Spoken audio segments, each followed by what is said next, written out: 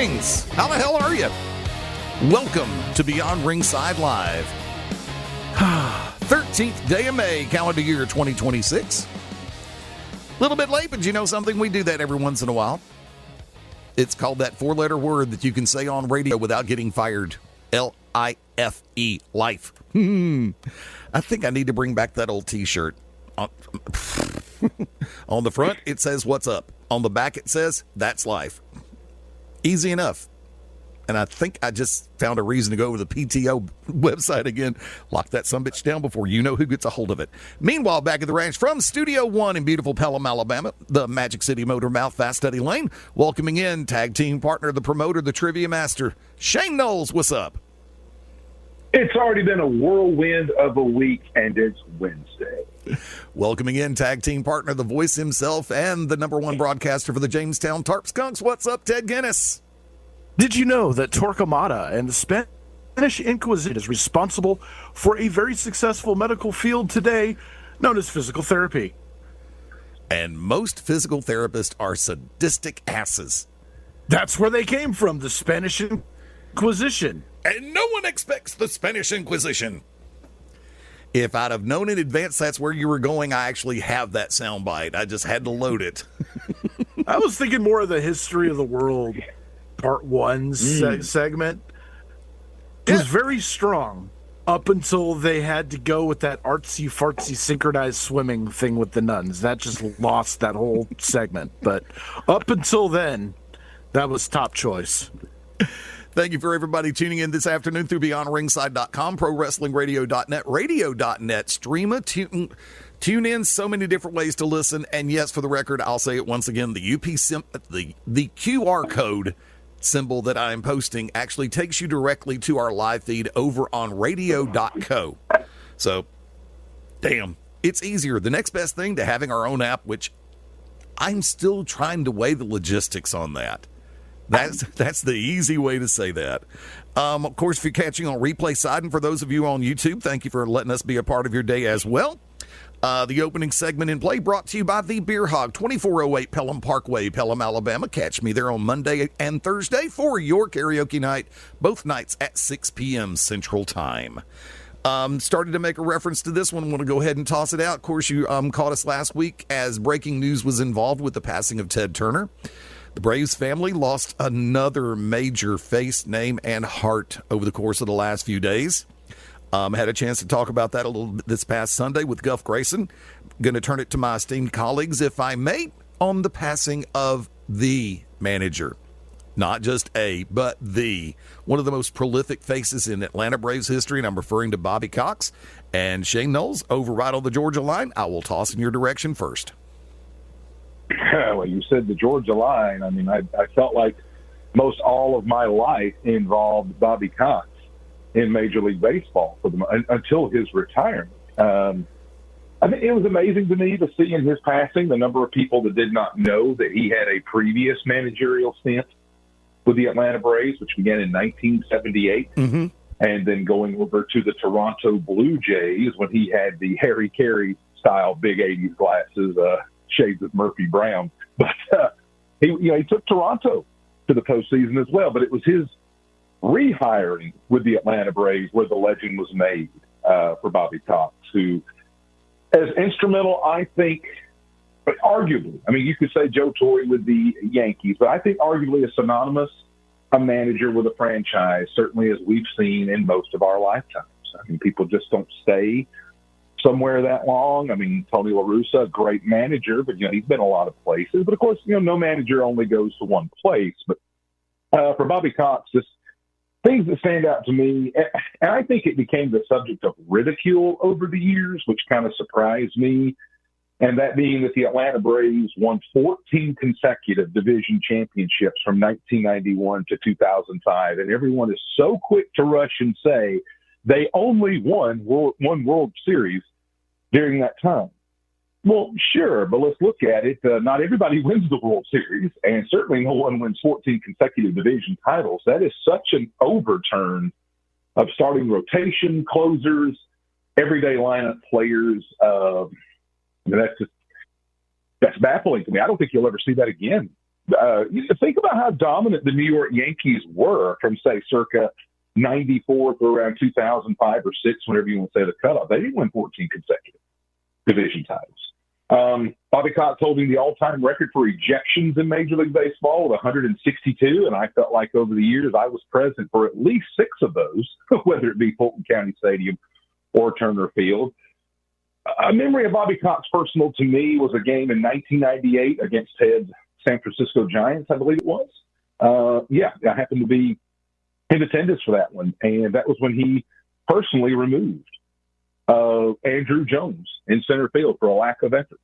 And something that I've never seen before and haven't seen to this day was Bobby Cox, a manager, I would say Bobby Cox, waddling, if you will, out of the dugout all the way to center field to take Andrew Jones by the wrist, by the hand, and take him to the club. No more. You're not playing anymore.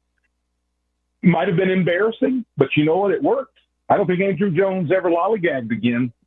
He showed how good he was as a defensive center fielder after that and won a ton of Gold Gloves playing in the outfield. And I promise I won't go way too long here, but, being the trivia guy, some stats that stand out to me on this, besides the all-time ejections record for one Bobby Cox.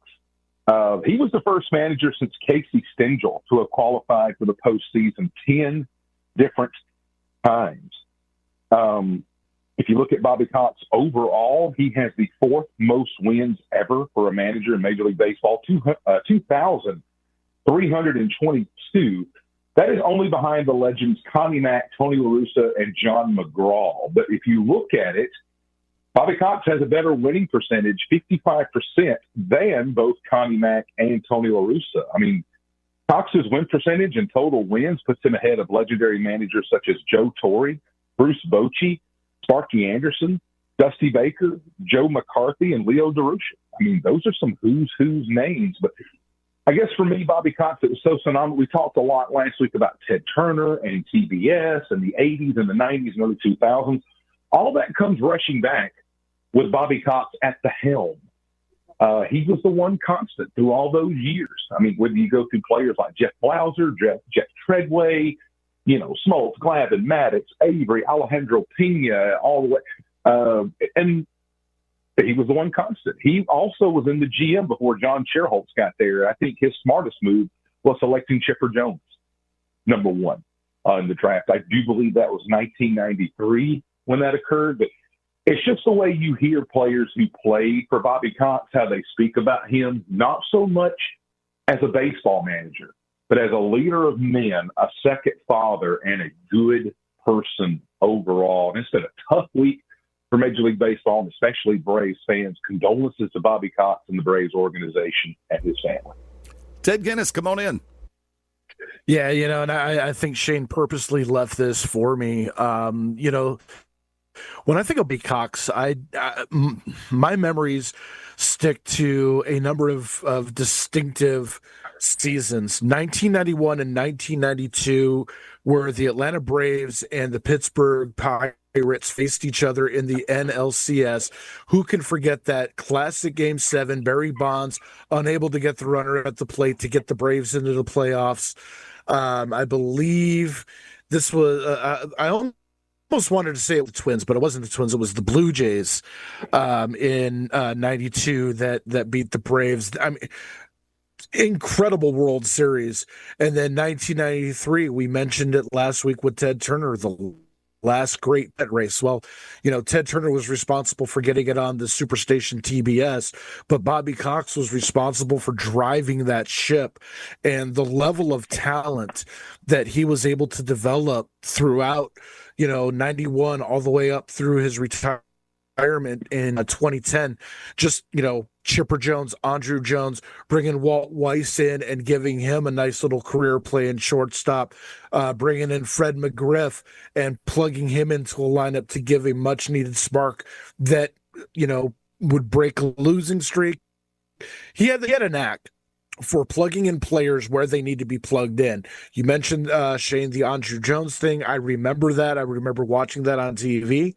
And again, just the willingness to do the things that no one else would do to advance the success of the team. That was Bobby Cox. Selfishly, I was there at Turner Field in 2010, Bobby Cox's final night, where the Giants knocked out the Braves on their way to their first world titles, moving to San Francisco.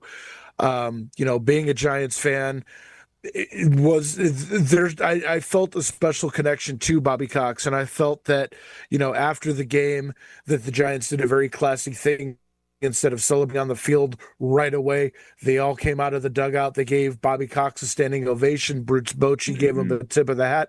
Bobby Cox gave him the tip of the hat in kind, and then the Giants respectfully moved their celebration into the clubhouse. I think there was a lot of respect between the Giants and the Braves, not just from 1993, but also 2002. The Giants knocked the Braves out to eventually go to the NLCS, to beat the Cardinals, to go to the World Series, to lose to the Angels. And then 2010, there's not only regular season history, there is not only baseball history that is written in lore and stone and will be passed down from generations to generations unless a nuclear bomb goes off and wipes out the world. But his meaning, his legacy, not only to the Atlanta Braves, not only selfishly, again, to my Giants, but to his contributions to the rest of Major League Baseball and baseball in general in the South. I was coaching Little League for a couple of years down in Griffin, Georgia, about 45 miles south of Atlanta. And when it came down time to get the teams, every team manager fought for the Braves. And there were a lot of backroom deals, between the old timers that who was going to get to wear that Braves uniform. So it wasn't just about Major League Baseball, but his effect that trickled all the way down to the league is unmeasurable. You can't measure his legacy in any quantifiable terms. It is ethereal. It is legendary. Eddie, before I let you take your lead on it, I do want to say I did see Tom Glavine on one of the Atlanta news stations. I thought he encapsulated it perfectly. He said Bobby Cox only had 3 rules ever as a manager: show up on time, wear your uniform the right way, and play hard and hustle, with the theory being that if you do those 3 things, we can work on anything else. And the little things in life. Yep. I think, and this is going to be the one that has always stuck with me since 1991. And I go back, I still sit back and say, if there is any decision that Bobby has made that he would probably want to take back, it would have been Game 6, World Series 91. Charlie Lee Brandt coming in to pitch against Kirby Puckett. I seem to remember it not taking as many pitches for that circle change to get figured out and jacked out. But I still remember that one to this day. Yeah. Because I remember the broadcast team doing an in-depth breakdown of Lee Brandt's circle change as he was coming up to the mound. And I'm sitting back going, oh God, quit doing that. If I remember correctly, that was Vin Scully that was doing the World Series in 91.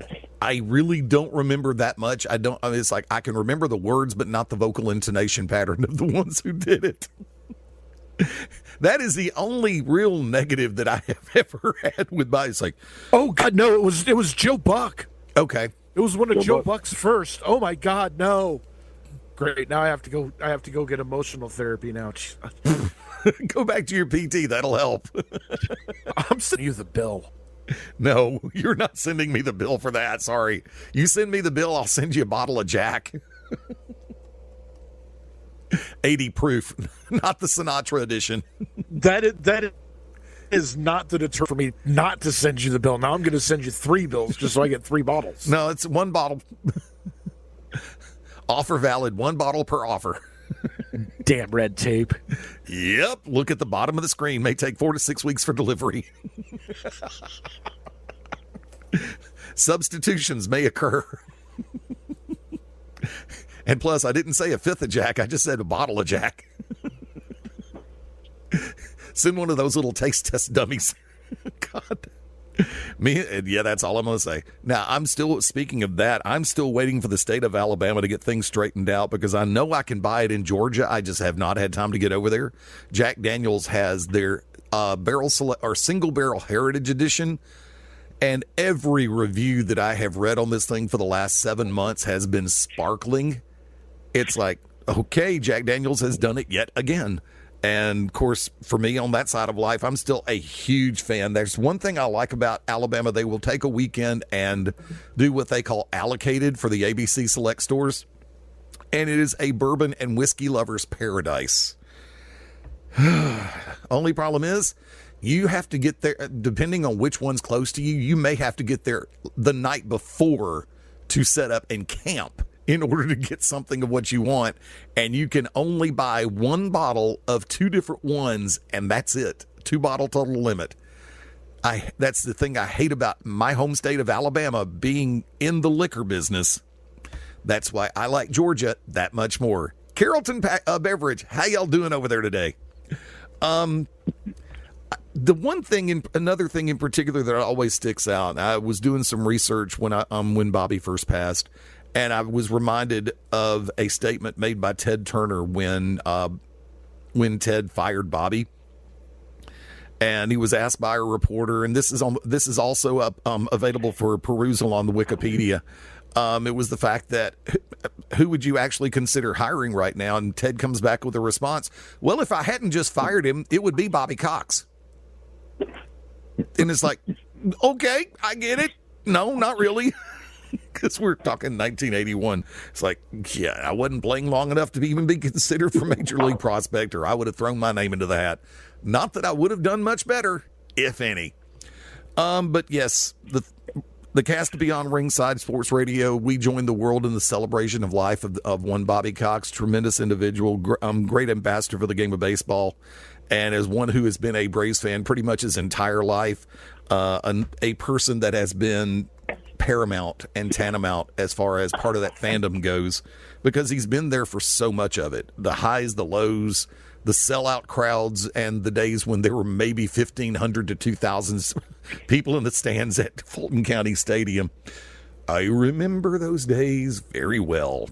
Used to make that trek from Birmingham to Atlanta just to go to a Braves game. And then later on, I found the varsity. Oh, God. And my blood pressure never, ever forgave me for that. What do you have? What do you have? Yeah, buddy. I will say this. It's always a good time. I'm one of the few people who will actually sit back and say that I will go to the varsity because occasionally the food does taste good. Not just for the fact, yeah, I went to the varsity the other night. Oh, you went? How was it? It's the varsity. I mean, when Waffle House can make a declaration of tastier food, there's something different in this world. Of course, I'm still on the search. Give me a big orange drink. Come on, man. Oh, hell yeah. I'll take that. It's kind of like I've got a Jack's hamburger place down the street from me that does hand-dipped ice cream milkshakes. I'm all in. Yeah, give me good old-fashioned ice cream milkshakes. I'm a happy fat man. One of the things going on this week that we're paying attention to various degrees, of course, this coming Saturday night, the big card from MVP or Most Valuable Promotions.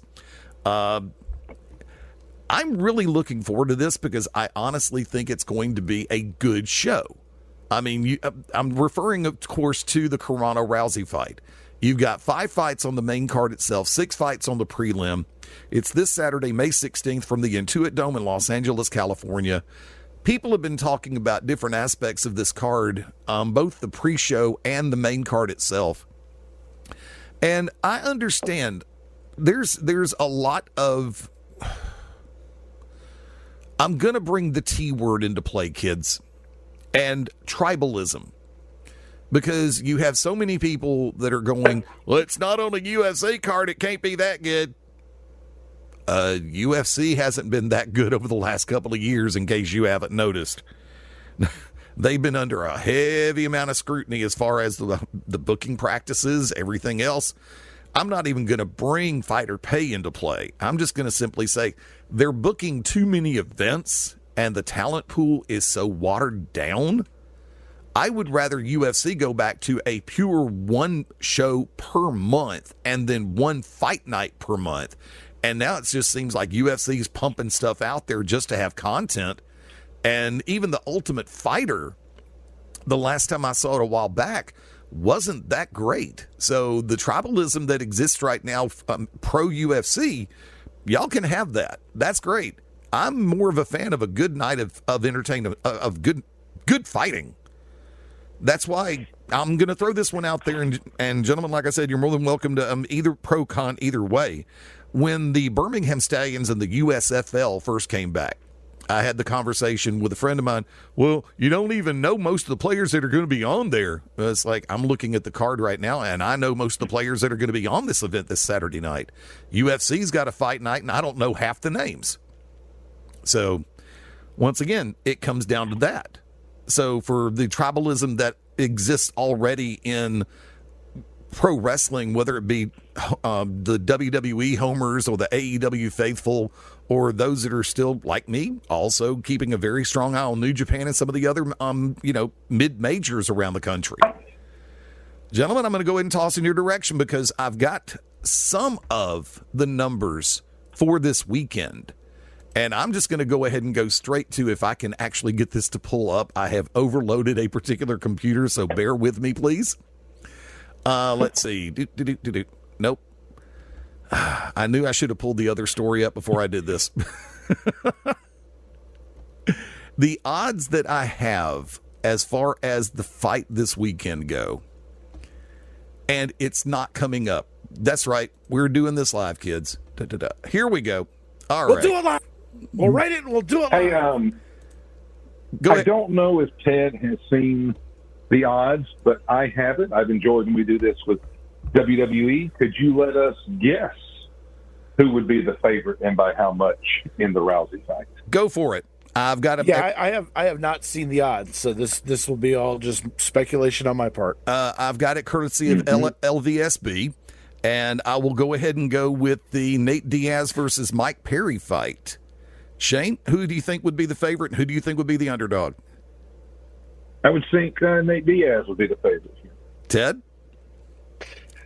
Yeah, I would say Diaz is probably a minus. No, he's. I'll go minus he'd be a 175. By the way. No, I'd say he's a plus 180. You have it flipped because Perry is a minus 180, Diaz is a plus 150. That was close. Junior Dos Santos versus Orbeles de Spain. That's actually, I'm looking forward to that fight because, like I said, I've had a chance, especially seeing what happened with Junior Dos Santos. I'm looking forward to seeing what's going on. But, Shane, de Spain or Dos Santos? Favorite? Give me Dos Santos minus 130. Ted? I don't know either of these guys. JDS? So I'm going to guess. I'll say Despain is a plus 110. Despain is a minus 310. Dos Santos is a plus 250. Oh, okay. Whoa. Yeah. Well, I dumped the bet on that one. Francis Ngannou. So did I. Francis Ngannou and Felipe Lins, another fight that should be very intriguing to watch, and the betting lines are definitely indicating that as well to a huge degree. Shane, who have you got, Lins or Ngannou for the favorite? Give me Ngannou minus 140. Ted? Nagano minus 250. Ngannou minus 1,600. Lynn's at a plus 850. Jesus. Whose harebrained idea was it to let us guess the odds? Oh, wait. Yours. I wonder how those odds compare to the Tyson Buster Douglas fight. Oh God, I'd have to. That'd be a dark web search to try to find those numbers. Yeah. If I'm not wrong, and I think I've done this as a trivia question, as far as the fight you're referring to, back in, I believe it was February 14th, 1990, over in Tokyo. This is all coming to my mind. Yeah, Buster Douglas was a 42-1 underdog. I'd have bet $20 on that, just for fun.